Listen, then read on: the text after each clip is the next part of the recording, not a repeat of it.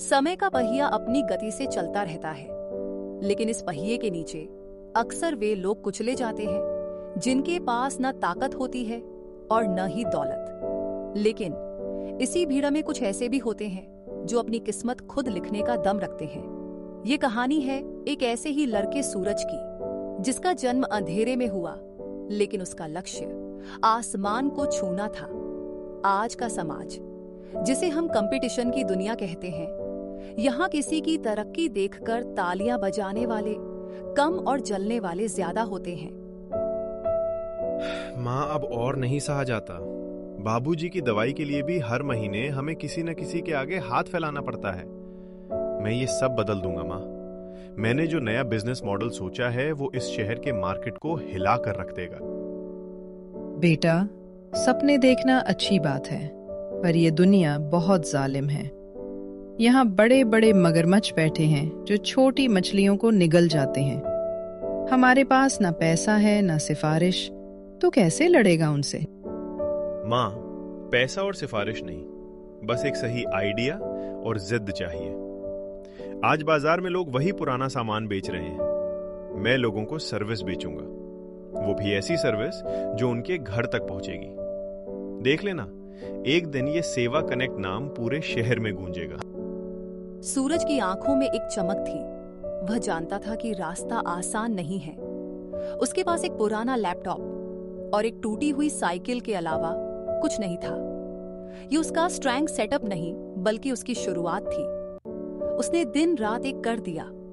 वह सुबह अखबार बांटता और दिन भर शहर की गलियों में घूमकर अपने नए स्टार्टअप सेवा कनेक्ट के लिए सर्वे करता। लोग उस पर हंसते थे।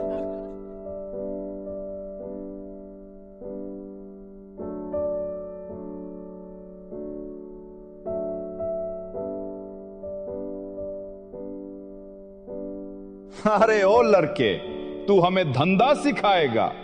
कल का छोकरा, जा जा, यहां पहले से बड़े बड़े सेठ बैठे हैं जिनका सिक्का चलता है। तेरी ये ऑनलाइन ऑफलाइन वाली खिचड़ी यहां नहीं पकेगी। सेठ जी, वक्त बदल रहा है। आज ग्राहक दुकान पर नहीं आना चाहता, वो चाहता है दुकान उसके फोन में हो। अगर आप नहीं जुड़ेंगे तो कोई और जुड़ जाएगा। फिर मत कहिएगा कि ग्राहक कम हो गए। सूरज की ये बात दुकानदार को चुभ गई, लेकिन उसने उसे भगा दिया। सूरज हताश नहीं हुआ। उसे पता था कि रिजेक्शन ही सफलता की पहली सीढ़ी है। उसने अपनी रणनीति बदली। उसने सीधे ग्राहकों से संपर्क करना शुरू किया।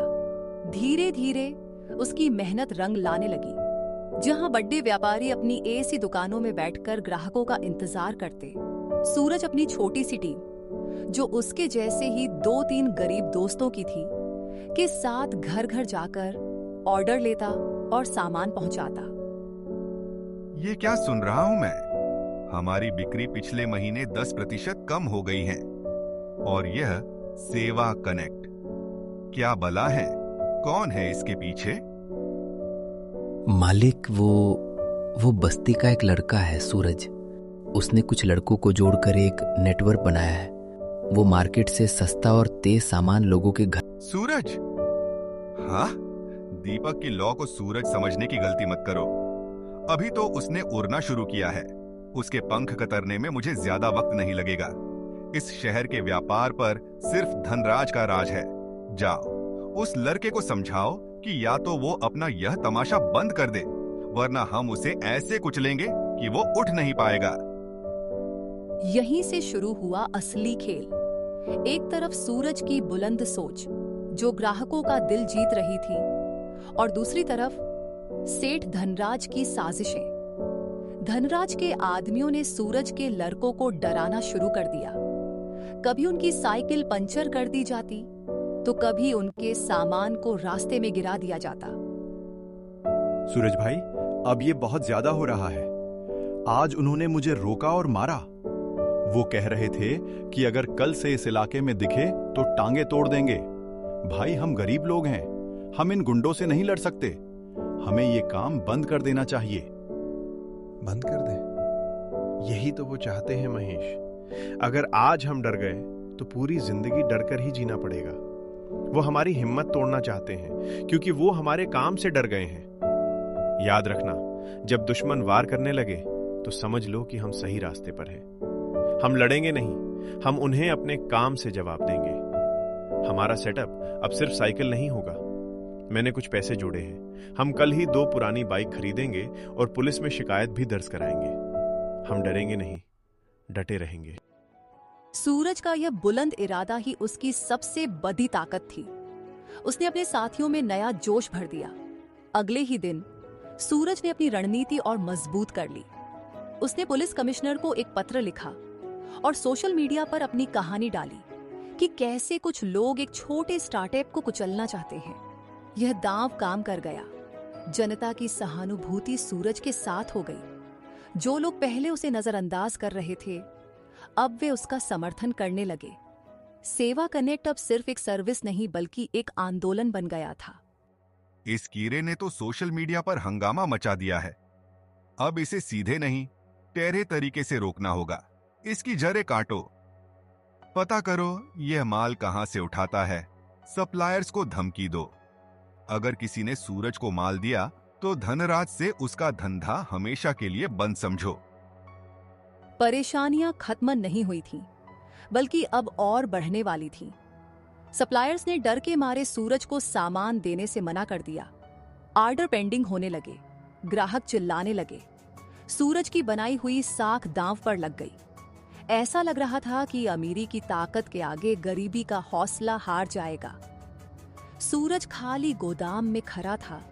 माथे पर पसीना और आंखों में चिंता थी। अगर सप्लायर्स ने हाथ खींच लिए तो हम ग्राहकों को क्या देंगे? क्या मेरा सपना यहीं खत्म हो जाएगा? नहीं, नहीं।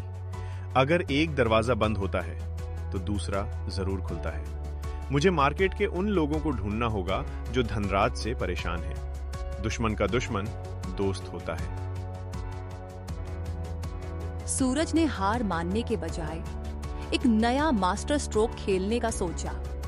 उसने उन छोटे व्यापारियों और किसानों से संपर्क करने का फैसला किया जिन्हें धनराज जैसे बिचौलिए लूट रहे थे। ये एक जोखिम भरा कदम था, लेकिन सूरज जानता था कि बड़ी कामयाबी के लिए बड़ा खतरा उठाना पड़ता है।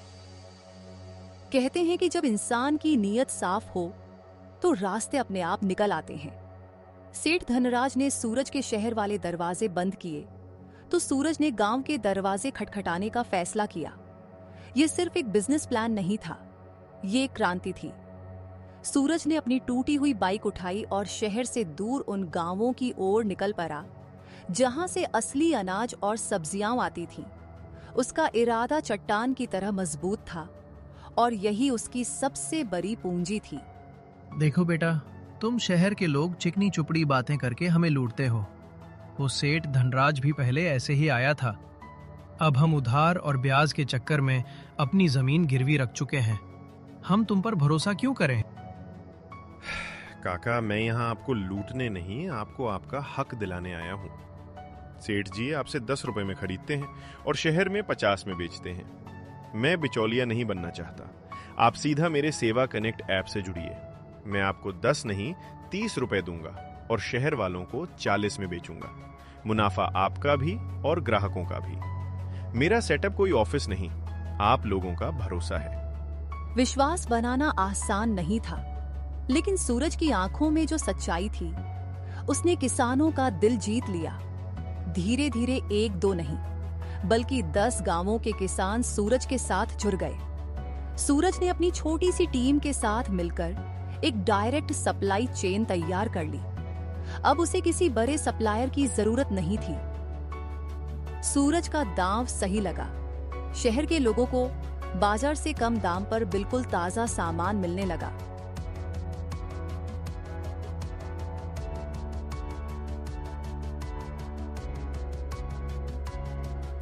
जहां सेठ धनराज के गोदामों में रखा पुराना माल सड़ रहा था, वहीं सूरज का सामान हाथों हाथ बिक रहा था। सेवा कनेक्ट अब सिर्फ एक स्टार्टअप नहीं, एक ब्रांड बन चुका था। सूरज ने एक छोटा ऑफिस भी ले लिया और कुछ नए लड़कों को काम पर रखा। लेकिन कामयाबी की रोशनी जितनी तेज होती है, दुश्मन की परछाई उतनी ही काली होती जाती है। मालिक, अनर्थ हो गया। हमारी 40% मार्केट टूट चुकी है। लोग कह रहे हैं कि सेठ जी का सामान महंगा और बासी है।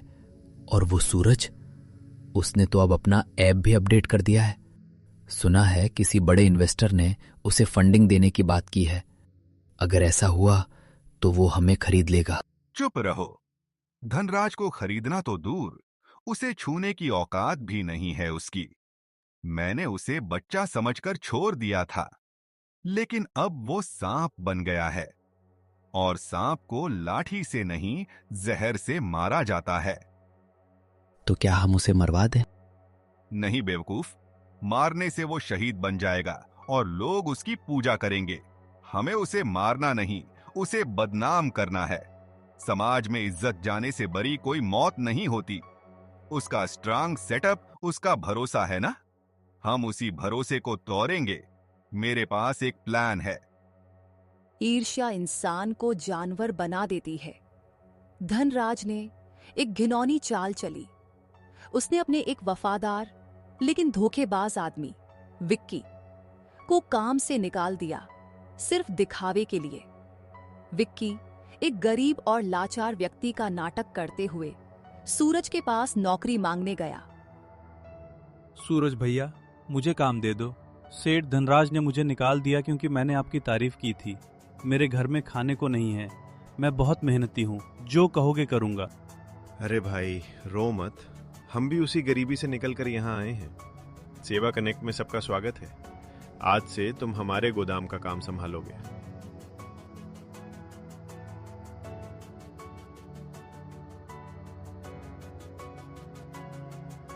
सूरज, मुझे ये आदमी ठीक नहीं लग रहा। ये धनराज का खास आदमी था। इतनी जल्दी पाला कैसे बदल दिया? हमें सावधान रहना चाहिए। महेश, शक करके हम किसी की मदद नहीं कर सकते। हो सकता है उसे सच में जरूरत हो। हमें अपनी सुरक्षा बढ़ानी होगी, पर किसी के पेट पर लात नहीं मारनी चाहिए। सूरज की अच्छाई ही उसकी कमजोरी बन गई। विक्की ने सूरज का भरोसा जीता। उसने दिन रात काम किया और सबकी नजरों में अच्छा बन गया। लेकिन वो सिर्फ सही वक्त का इंतजार कर रहा था और वो काली रात आ ही गई। दिवाली के त्योहार से ठीक 2 दिन पहले, जब सेवा कनेक्ट के पास हजारों मिठाइयों और राशन के आर्डर थे, पूरा शहर सो रहा था, लेकिन साजिश जाग रही थी। विक्की ने गोदाम में रखे असली घी के डब्बों को हटाकर वहां नकली और जहरीले सिंथेटिक घी के डब्बे रख दिए, जिन पर सेवा कनेक्ट का ही लेबल लगा था। साथ ही उसने अनाज की बोरियों में मरे हुए चूहे और गंदगी मिला दी। यह सब करके उसने तुरंत पुलिस और फूड इंस्पेक्टर को टिप दे दी। मिस्टर सूरज, तुम्हें गिरफ्तार किया जाता है। तुम्हारे गोदाम से भारी मात्रा में मिलावटी और जहरीला सामान मिला है। तुम लोगों की जान के साथ खेल रहे हो। क्या? ये झूठ है सर। हम सीधा किसानों से माल लेते हैं। आप चेक कर सकते हैं, ये किसी की साजिश है। सूरज जी, क्या आप अमीर बनने के लिए लोगों को जहर खिला रहे थे? क्या यही है आपका सेवा कनेक्ट? जनता जानना चाहती है। सूरज चिल्लाता रहा, अपनी बेगुनाही की दुहाई देता रहा, लेकिन उस शोर में उसकी आवाज दब गई। टीवी चैनलों पर ब्रेकिंग न्यूज चल रही थी। गरीबों का मसीहा या मौत का सौदागर सूरज को पुलिस जीप में बैठाकर ले। उसकी मां भिड्डा में खड़ी रो रही थी और दूर खड़ी उसकी आलीशान कार में बैठा सेठ धनराज मुस्कुरा रहा था। मैंने क्या गलत किया? मैंने तो सिर्फ मेहनत की थी। मैंने लोगों का भला चाहा और बदले में मुझे ये मिला। मेरा सब कुछ खत्म हो गया। मेरा नाम, मेरा काम, मेरी इज्जत, सब मिट्टी में मिल गया। शायद मां सही कहती थी, हम जैसे लोग जीतने के लिए नहीं बने हैं। सूरज पूरी तरह टूट चुका था। उसका स्ट्रांग सेटअप बिखर गया था। उसके अपने साथी भी शक करने लगे थे। मार्केट में उसकी थू-थू हो रही थी। ऐसा लग रहा था कि बुराई जीत गई और अच्छाई हार गई। लेकिन समय का चक्र अभी पूरा नहीं हुआ था। सूरज को नहीं पता था कि जिस किसान रामदीन की उसने मदद की थी, उसने उस रात गोदाम के पीछे कुछ ऐसा देखा था जो इस पूरे खेल को पलट सकता था। गिरना अंत नहीं है, बल्कि उठने की शुरुआत है।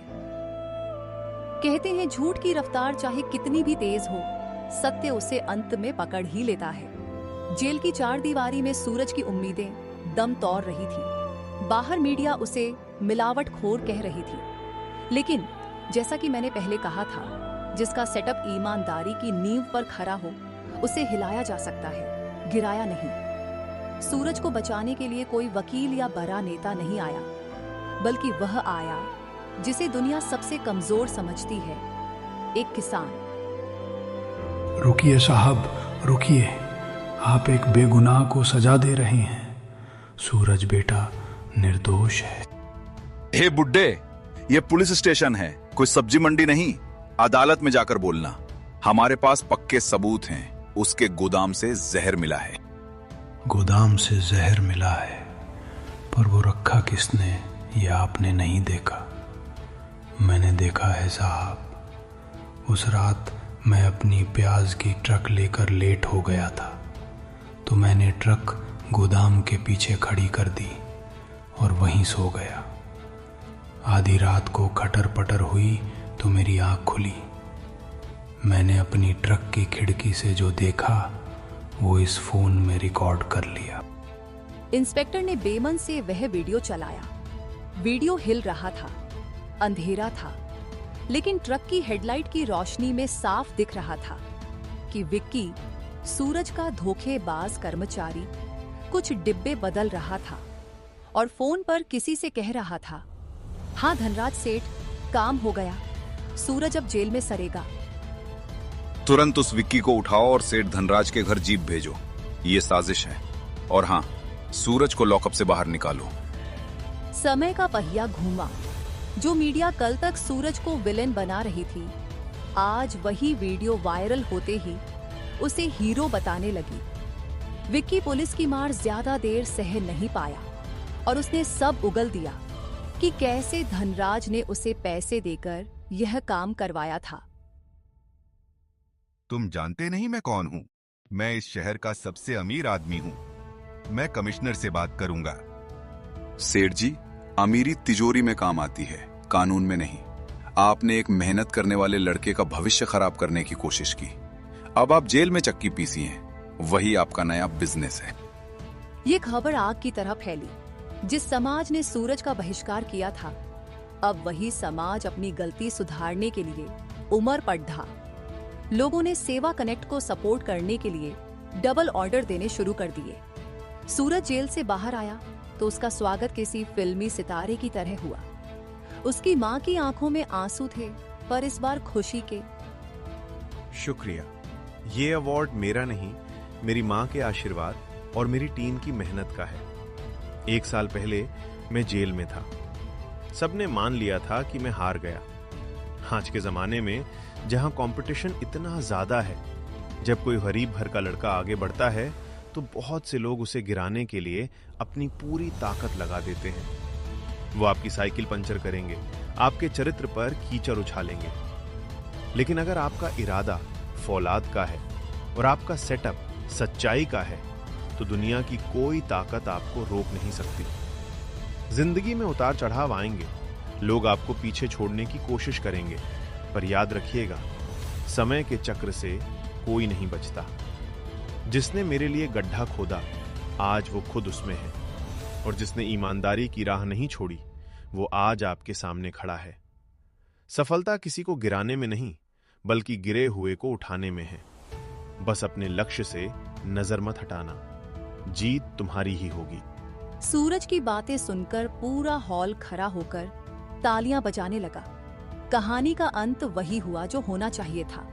सूरज ने सिर्फ बाजार नहीं जीता, उसने लोगों का विश्वास जीता, और सेठ धनराज, जो कल तक दूसरों को कुचलने का घमंड करता था, आज अपनी ही बनाई जेल में वक्त काट रहा है। बुलंद इरादा और कड़ी मेहनत ही वो चाबी है जो किस्मत के हर ताले को खोल सकती है।